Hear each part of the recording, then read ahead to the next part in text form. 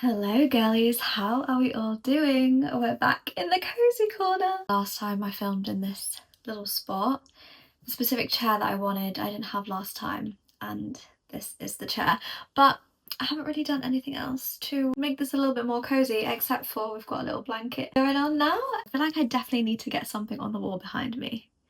And we're gonna make this into our little like girl chats area. But anyways, we are back with the girl chats. I didn't actually realise how long it had been since we had this kind of video on the channel, so I thought we'd better get back into it. And you guys, you really had some dilemmas that you're going through lately, so we're gonna waste no time as usual and we're gonna get stuck straight into the video. If you guys do like the girl chats, then definitely subscribe, because generally we do these at least once a month. If you want to see the previous episodes, then definitely go and head to the playlist on my channel, because I've got them all nicely and neatly tucked in there for you. The first one I'll answer is actually going to be a pregnancy related one. Just thought it was fitting given the current circumstances, and this is the first time I've been able to really talk about pregnancy in our girl chat series, so we may as well start now.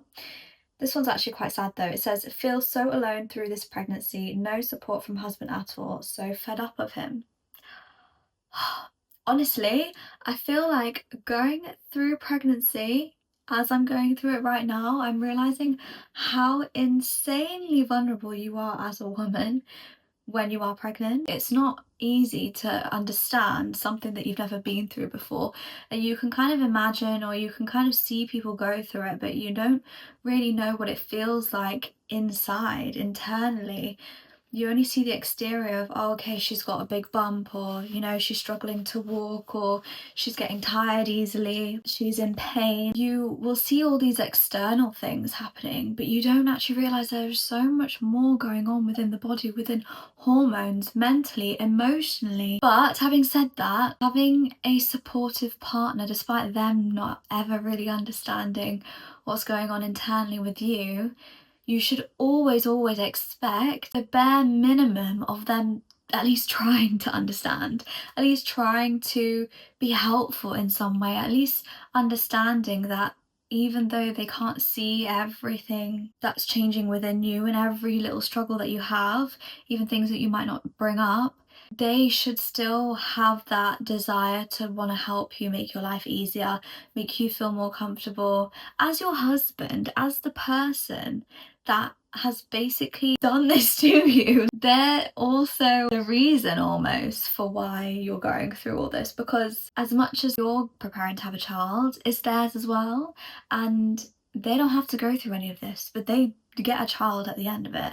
So I feel like your husband is the one person at least on the planet, they really should have the understanding that this is their responsibility, that you are going to be their number one priority, especially during this time. It should be regardless, because if you're signing up to be someone's husband, then that's kind of what you're signing up for anyway. You're signing up to care for this person and vice versa for the rest of your life. But now that you are actually the mother of his child or child to be, you should automatically feel like you're getting that treatment. So the fact that you're not is honestly heartbreaking. I think what it comes down to is you have to really continue trying to communicate what being pregnant feels like and how different it is. As much as I've just said all of that, where they have to try and understand, and the onus is also on them to, you know, be there to support you and want that, you also have to bear the brunt, unfortunately, of making it clear how difficult this period is for you, of making it clear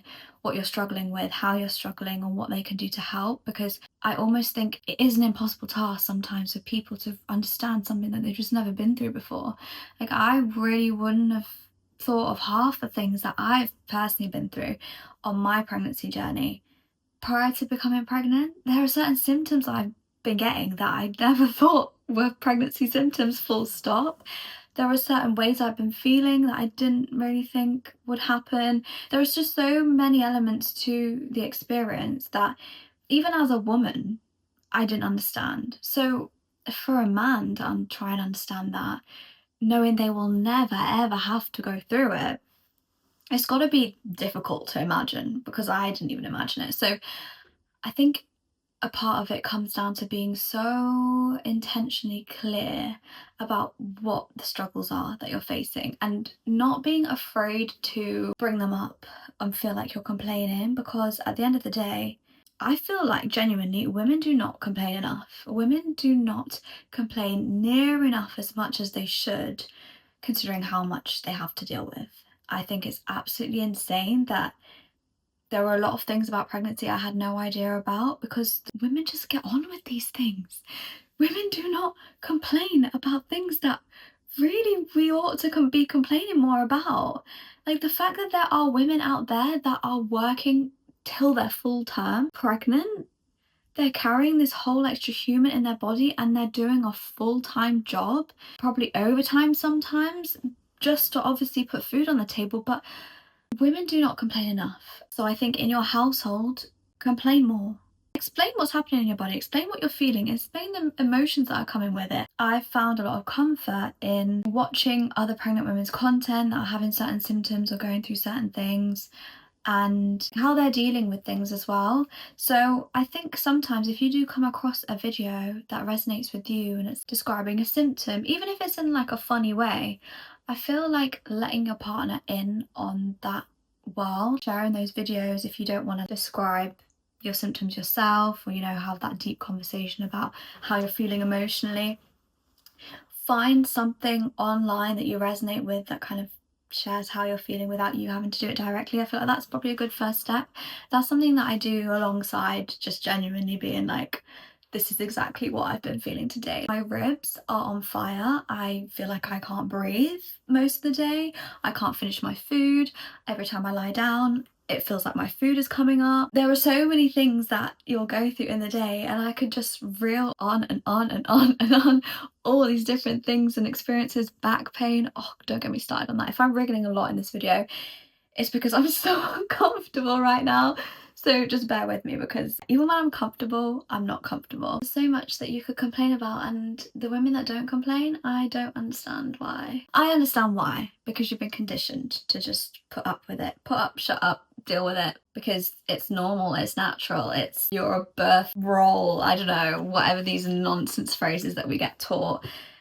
Doesn't make these things easy. Things can be natural and painful. Another thing I would say is just on the topic of having an unsupportive partner. I saw this on a TikTok a really long time ago, and this woman was talking about how you will know how supportive your partner will be when you're pregnant and when you come to have kids with them, based on how they treat you when you're on your period. This video I saw pre-pregnancy, so it was during the time that I was getting my period, and it made me think for a second, because I'd never joined the dots between the two. And I guess this might be slightly different for every woman, because some women don't really struggle with their period, so they kind of operate as normal, so your partner probably wouldn't really need to do anything extra to support you in that time. But as someone that had really excruciatingly painful periods, suffered with PMDD, my periods were such a big struggle and kind of like took over my life. But I never drew the connection between like how I was being treated during that time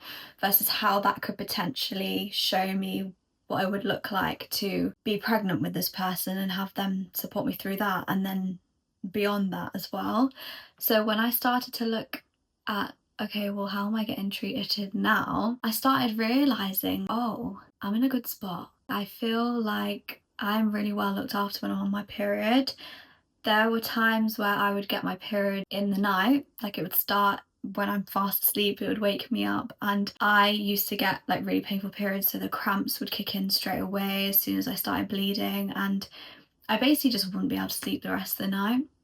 And I remember when I got married, and this is obviously way before I fell pregnant, I would wake up in the night, and because I was in pain, I'd be like kind of tossing and turning in the bed, and my husband would wake up in the night, and at first he would try and figure out, okay, well, like, what can he do to help? Like, he'd ask me what I needed, he'd go and get me painkillers and whatever. And then there came a point where he would hear me stir and hear me in pain, and without a single word, he would literally just get up out of bed. This would be like literally in the middle of the night. It could have been midnight, it could have been 3 a.m. in the morning, like just depending on when my period decided to arrive. But the times that it came in the night, he got to a stage where he would just get out of bed. He would go to the kitchen, make me a hot water bottle, bring it back to the bed, get my painkillers, then he would rub my back.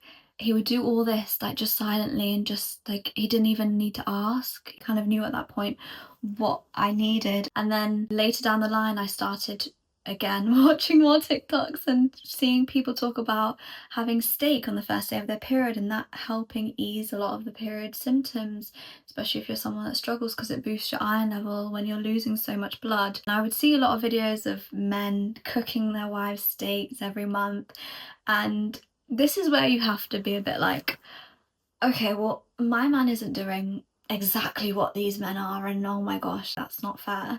But when I raised that with Sunny and I was like, look, these women are saying it's really helpful to have a steak on the first day of their period, he would buy me a steak every single month after that on the first day of my period. Sometimes I would have to remind him, sometimes I would just have to make him aware that I was on my period and I'd started, and then he would just like kind of automatically know that that was the expectation now.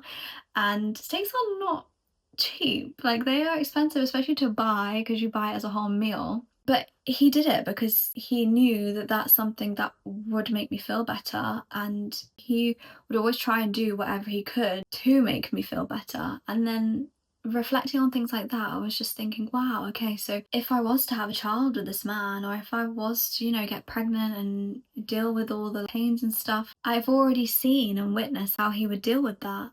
I've seen the way he would get up in the night and he would have work the next morning. He never ever complained. He never ever made me feel bad for waking him up or anything like that. He just got on with it, and he just understood that I needed him at the end of the day. And I think that's what it comes down to. If someone knows that you need them and they've kind of signed up for the life of being your life partner and being that one person that's close to you, that is the only person that can help when you need the help, then they shouldn't really make you feel bad for it. And I just thought, oh, so when we do have kids, I assume that that's the same approach he would take. Like, even if he's tired and even if he's fast asleep, he's still going to get up in the night and do what he needs to do to help. I mean, fingers crossed that's how it works out. But I think it's a good gauge to go off the way you're treated way before you get pregnant, in terms of how your husband is likely to be.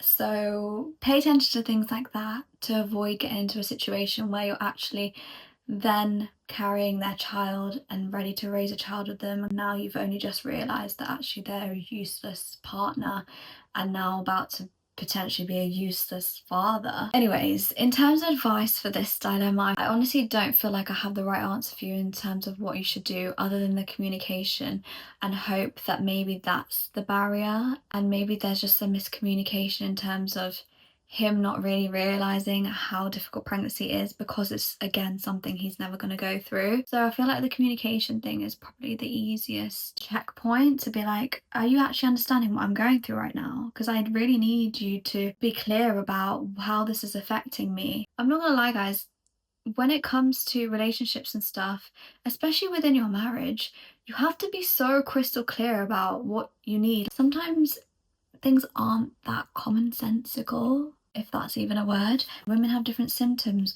Some women have it easier, some women have it harder, the same with periods. So it's not a one size fits all. So you can't really just be like, oh, well, if he wanted to understand, then he would understand. Well, have you given him actual information on what you're going through, or are you just expecting him to know at this stage of pregnancy, or are you expecting him to go and find it out? I don't have a lot of context with your dilemma, so I'm just going to assume that it's more of a communication issue, and the fact that he's your husband, I would like to think there have been plenty of green flags and situations where he has been supportive, and maybe now it's just like pregnancy is new, he doesn't understand it, you probably don't really understand it, assuming it's your first child as well. So you feeling unsupported can be quite a normal thing initially, but then it just takes that communication from you about what you're going through and from him to actually be willing to listen to that and understand that he needs to be putting in more effort while you're going through all the things you're going through. The next dilemma says, how do you heal trauma in the same environment it happened, but the person who caused the harm is gone?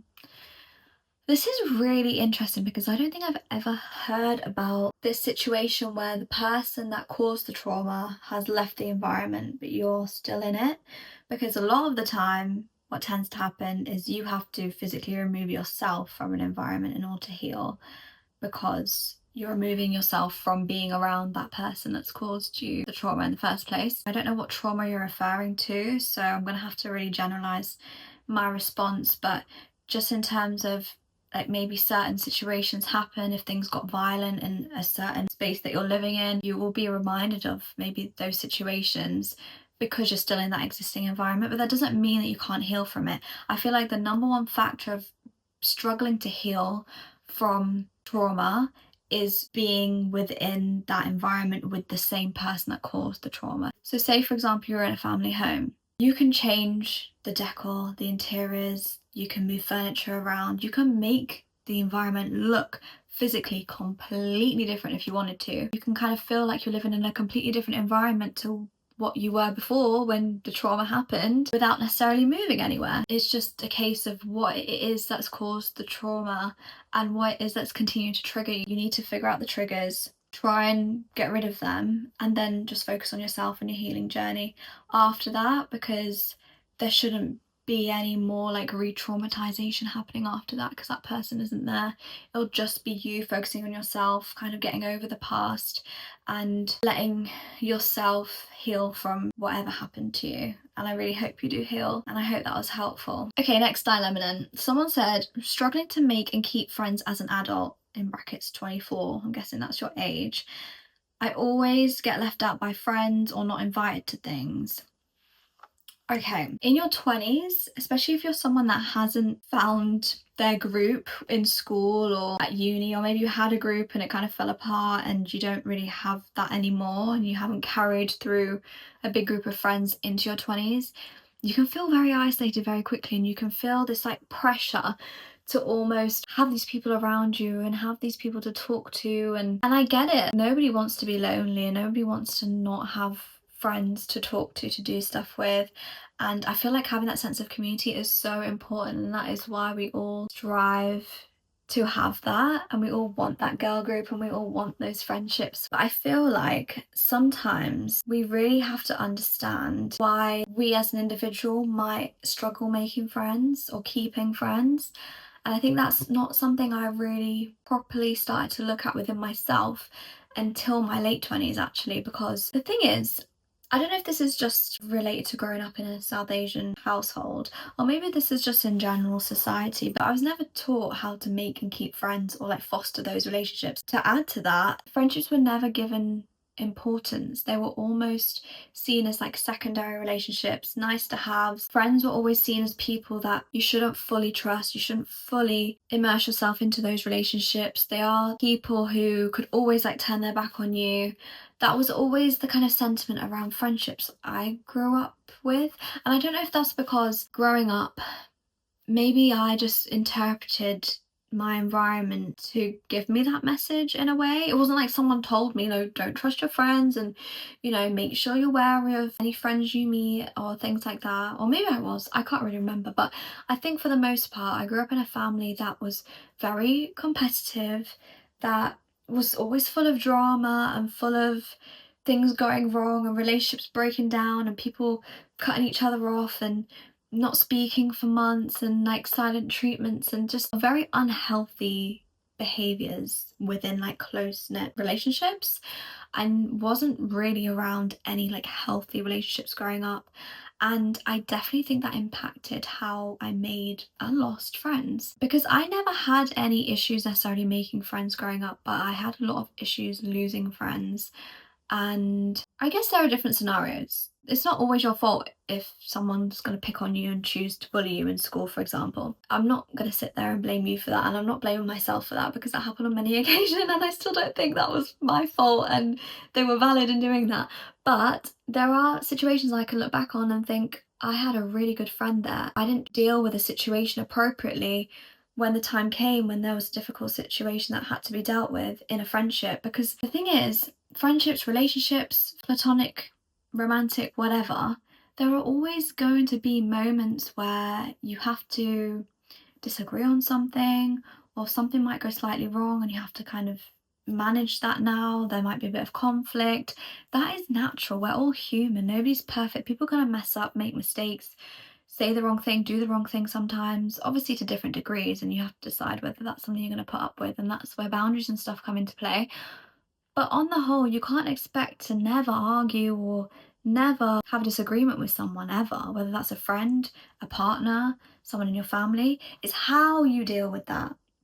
It's how you come to a mutual agreement on the situation. It's how you tackle those disagreements and that conflict that either strengthen that relationship or tear it completely apart. And that has to come from both sides, obviously. So you can't always blame yourself necessarily or the other person for a friendship ending. When you haven't been given the tools to healthily communicate with people, to deal with these things in a problem-solving way rather than getting defensive and just making situations blow out of proportion, that can be the struggle.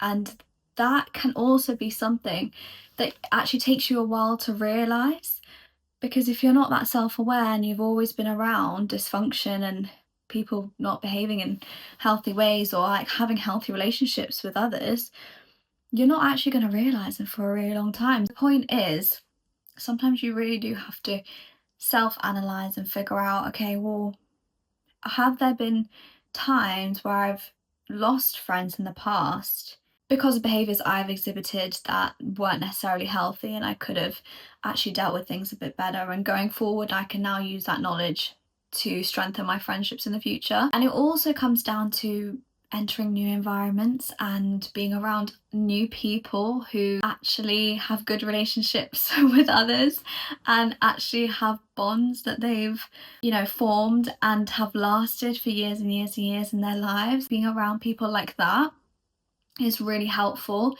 in seeing the difference and seeing how people can go through ups and downs in relationships. People can, get annoyed at each other. These things can happen in friendships, but it doesn't mean the friendship is over, and it doesn't mean it's the end of the world. I don't know if this is a South Asian thing or not, but sometimes I feel like the value of a friendship is always deemed to be lesser than like a familial relationship, for example, and that's just the default position.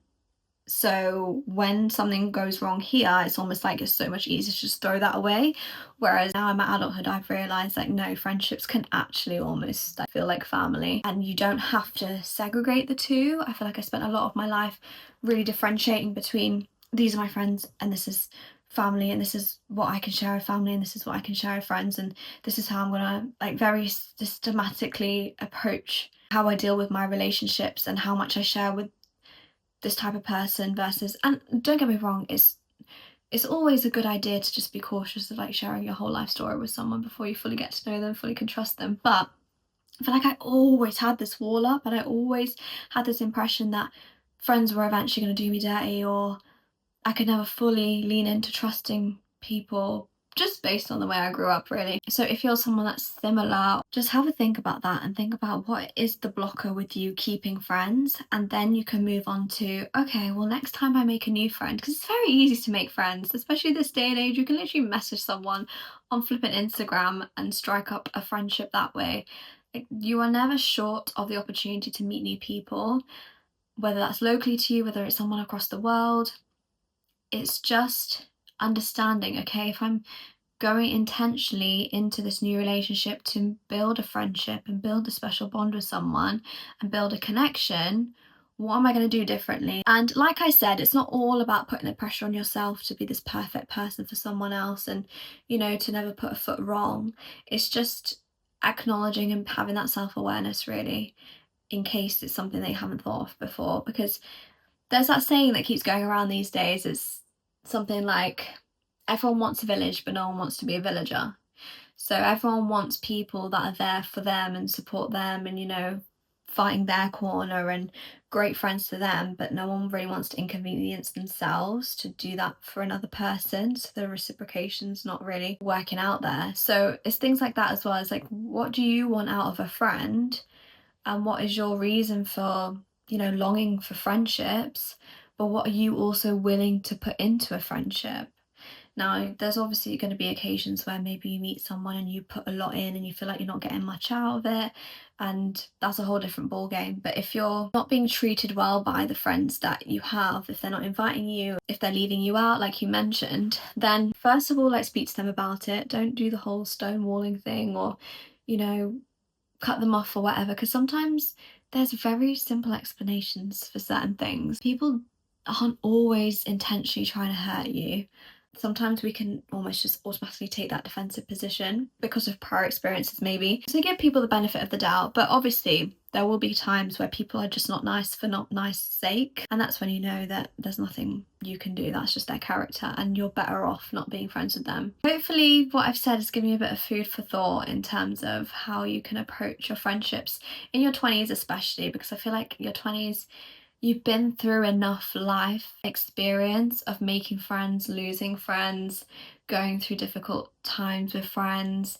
So you just have to really look at what you experienced. Also, growing up, that kind of maybe gave you this mental voice that tells you to view friendships in a certain way.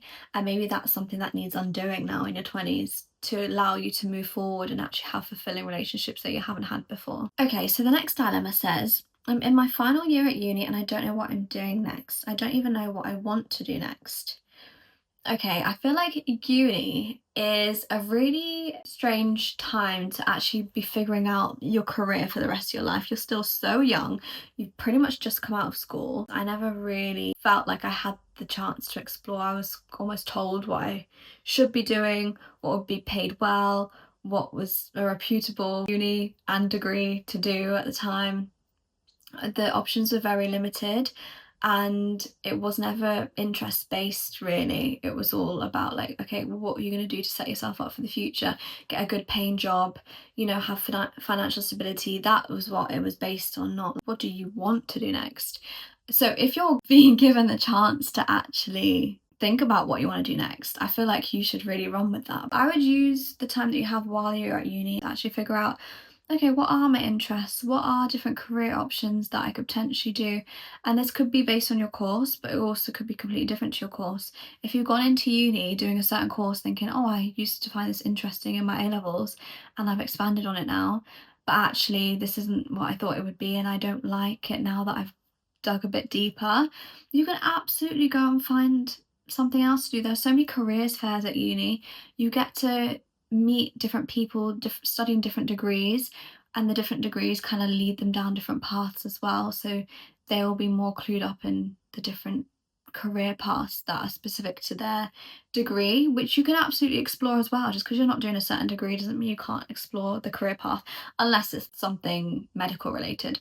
But in a general sense, I feel like whatever degree you're doing, you can somehow get involved in a completely different career path if you wanted to. So I would just focus on building connections with people that are doing different degrees to you.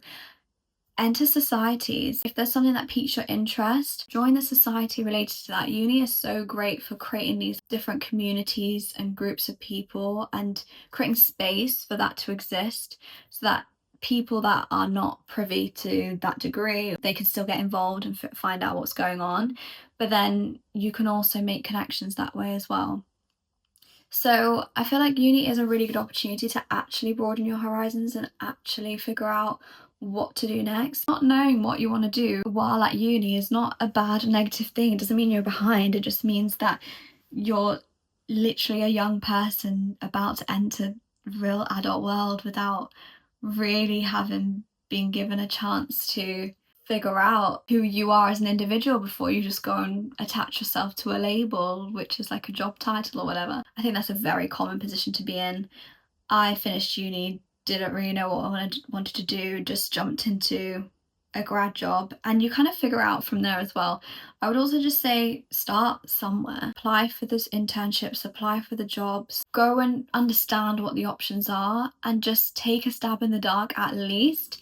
Don't leave yourself in a position where you're too paralyzed by the fear of picking the wrong thing or not knowing if you'll like something that you just don't pick anything, and then you end up unemployed and miserable and stressed after uni because you are just going round and round in circles in your head, not knowing what to do, but also not making any decisions. Make a decision. You can change that decision later, but make a decision. Pick a path to go down. You can always change it, but if you're just going to stay exactly where you are and not move, then how are you going to make any progress? Okay, the last dilemma we're going to do is actually a bit of a long one. I've been sent a DM, so we're going to read through the full dilemma and then we're going to discuss it, and then we're going to wrap up this video because I've been yabbering on for a long time. This dilemma says, basically, I'm 22, Pakistani, and I'm still studying at uni. My mum has suddenly started putting pressure on me to meet someone and get married, but I've recently come out of a long situationship with somebody that I thought I'd marry. It's still so on and off purely because he's not been himself since a family death a year ago.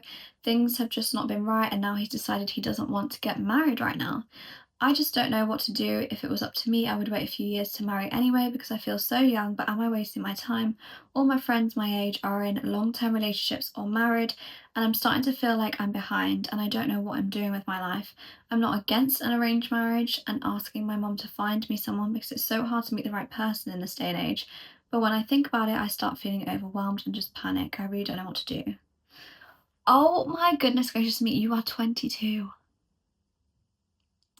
You are 22 years of age. If I can say one thing to you and you listen to it, I would say please, please do not get married. Do not start trying to entertain new relationships before the age of 25. Please, please just wait a couple more years.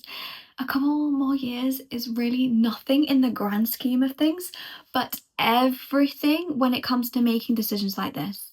Now, my advice to you would be slightly different if you had said in this dilemma, look, I've been with this person in a serious relationship for a lot of years and we were too young to get married and now we're in this position, blah, blah, blah, and you want to get married at 22, then I'd be like, okay, maybe that's a situation where you could look more seriously at getting married at this age. And don't get me wrong, I know there's plenty of success stories of people who meet each other really young and they get married and they live happily ever after and everything is great and they do everything before their frontal lobes develop. They have kids as well and nothing goes wrong, and that's absolutely fine. But if you want my advice, a fact of the matter is your frontal lobe has not developed yet. You're still in uni, you're still studying, you still have way other bigger priorities. As a woman, it's so important to focus on your education. No man should ever come between you and your degree, your education, your career. Like, all those things are the things that you are in control of and that you should always strive to have, irrespective of if you have a man in your life or not. The fact that you kind of were in a situationship, kind of not anymore, this guy is messing you around by the sounds of it. If he's explicitly telling you he does not want to get married right now, then that man is not serious about whatever it is that you've got going on. So I would honestly park that and just be like, okay, well, you're clearly going through something. You have the space to heal. And I honestly feel like you should just let him be. If someone tells you that they don't want to marry you, believe them. I don't think someone would say that if they had the intention of marrying you in the future. I don't know, I kind of get the impression he's wasting your time a little bit, and especially the way you worded it as a situationship. It didn't sound like it was serious to begin with.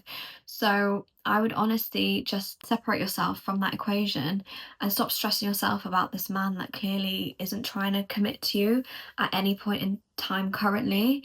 And then the whole situation with your mom pressuring you, I feel like you just need to continue being firm and being focused on your education. It's not their marriage at the end of the day. As much as they might want the best for you and they want you to be in a loving relationship and have someone, you know, looking out for you and stuff, it's none of their business right now to be like forcing that on you while you're trying to build a life for yourself. You're so young. You're 22 years old. You haven't even stepped out of uni yet. You don't even know what job you're getting yet. You don't even know what degree that you're going to come out with. You're still taking exams and stuff. Like, there's so much of life you haven't figured out yet. What is the need to rush into this decision of potentially just finding a man for the sake of finding one? That's never an excuse or a reason to want to be in a relationship just because everyone else is doing it. That's crazy business. You should only have the desire to be in a relationship if you find that actual person that you want to be in the relationship with. You can't do it the other way. Otherwise, you're always going to be looking for the wrong things, or you're going to miss the red flags. Honestly, I really hope you listen to me on this. Please just give up the idea of finding someone right now. And I know it's easier said than done, and I know it's really hard when you're getting family pressure and, you know, they're questioning you and asking you stuff. But at the end of the day, it is your life, and you're getting older now. You're 22. Even though I'm saying you're super young, there's a lot going on in your life right now. There's a lot of change happening. You're not a kid anymore. You are entering adulthood very quickly, and when you leave uni, there is a lot of other stuff that you have to contend with and figure out. And you need to figure out yourself. You need to figure out yourself as a human being before you try and figure out who you're going to marry. I just feel like the situation that you're in, it just doesn't make sense to jump to figure out who you're going to marry right now and get this arranged marriage thing done. And even if you're open to the idea, I just feel like there's no harm in waiting. The amount of women I've seen getting married later on now, it's so normalised. I myself got married in my late 20s. And I've seen plenty of women get married in their 30s. Age doesn't matter unless you're too young, I think. I feel like you can be too young to get married, but you can't be too old. You can be too young to make big decisions in your life, but you can't be too old to make these decisions. And the whole biological clock and babies thing and all of that nonsense, like, there are studies coming out every single day telling us how we've been lied to. So I wouldn't even worry about stuff like that. And honestly, you don't need to worry about that now anytime soon anyway, because you're literally 22. You are so far from exiting your 20s. You've just started them. So even if you just say, I'm going to wait out the next year, I'm going to graduate uni, I'm going to get all my degree stuff sorted, I'm going to get myself into a good job, and I'm going to really set myself up well financially, career-wise, and really focus on me. I'm also going to focus on what I want in a partner, what I will tolerate, what my boundaries are. I'm going to pour love back into myself, and I'm just going to do that for a year. Then, after that, you might actually even come across someone within the next year that you fall in love with, and, you know, is completely different to your situationship, and he actually gives you the time of day, and, you know, it's someone that you genuinely want to marry, and it's someone that obviously you've never met before, so it'll be a completely new relationship, and you'll be like, oh, actually, no, I want to marry this man and I'm ready for that. You're 23, I would still say maybe wait till 25, but if you're in that situation where you've met someone and you know you want to marry them, you're both on the same page, you're both ready for it, who am I to tell you not to? Do you know what I mean? Like, that's a very different situation, and that could happen in the year that you're currently panicking, frantically wondering if you should, you know, get into a relationship for the sake of it, or because my friends are doing it, or my mum's pressuring me to, and you're going to be so wrapped up in this idea of having to have this relationship, you're not going to do any work on yourself, you're not going to actually be invested in, you know, your career and financially making yourself stable and, you know, all the good things that you have as an individual to come and to grow. You're just going to spend the next year probably still trying to figure out if this situationship is going to go anywhere, and it's not. I mean, I've given you two options there. I've given you two different ways your next year could look like. So it's up to you what you want to do with that information. But I do wish you all the best. And I just really hope that you realise how young you are and how much time you have. Like, things can literally change in a month, in 2 months, in 3 months. Like, you don't even have to be the next year up for things to change drastically in your life. Someone could come into your life tomorrow and change everything. And all these things that you're fretting about now, it wouldn't even matter. Anyways, I'm gonna love and leave you guys now. Thank you so much for trusting me with your dilemmas. I really, really hope that I helped you out. I really hope that it's advice that you can take forward and hopefully apply, but also do take it with a pinch of salt. I've never been in your situation, so I can only share from my own personal experience, which might be quite different to yours. So this is as much for entertainment purposes as it is for me just, I guess, trying to help, trying to take a stab in the dark and figure out, is this something that will help your situation? But if you guys like these videos, please give it a thumbs up, let me know, subscribe so we can bring back more girl chats, and I definitely want to make this a more regular thing again. If I didn't get to your dilemma, definitely make sure to check out the next video and hopefully I'll be able to answer in that one. And with that being said, I'll catch you guys in the next one. Bye guys!